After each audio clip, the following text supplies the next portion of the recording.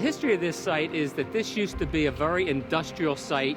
Ocean-going boats would come up here, dock along the river, and offload cargo onto factories that were along here. There were no environmental controls back then, so the land got contaminated, and in many cases the river got contaminated too. And then the factories left. The Grace Ferry Crescent was an industrial wasteland with lots of old structures, abandoned vehicles, just full of junk and overgrown weeds, and not at all accessible to the public. You couldn't really walk back here unless you were very adventurous.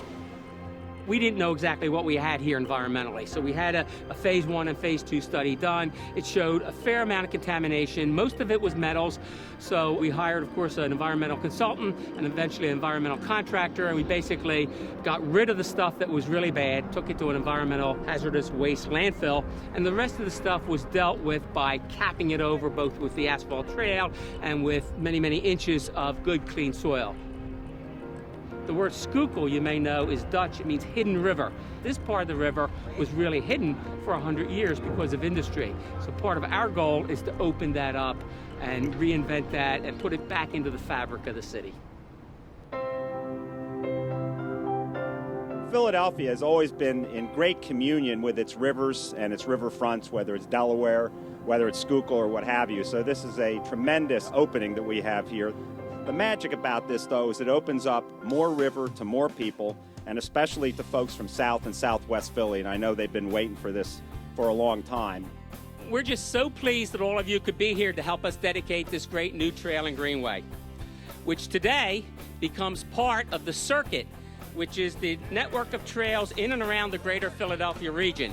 For Grace Ferry Crescent, as all these projects, they don't happen by themselves. They happen with a vision of the community and partnerships, public-private partnerships, neighborhoods, and government working all together to get it done, which is exactly what we see here today at the Grace Ferry Crescent. It's easy access to recreation now. This is the best intercity fishing there is in Philadelphia. Bike trail, a nice place to walk their dogs.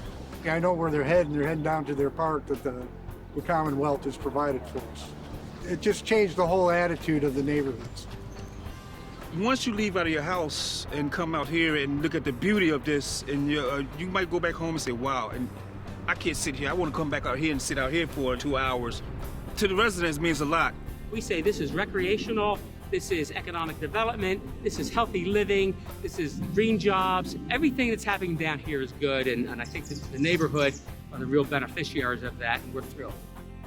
Pennsylvania's Brownfields program is the best in the country, no question about it. We were the first.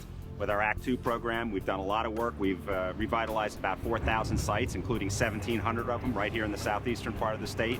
We're the most agile program, and we know how to get it done. There are a lot of sites in Pennsylvania, because of its industrial past, that would need redevelopment. So whether we turn them into new industrial sites for new employment, or whether we turn them into trails like this one, we have a lot of work to do.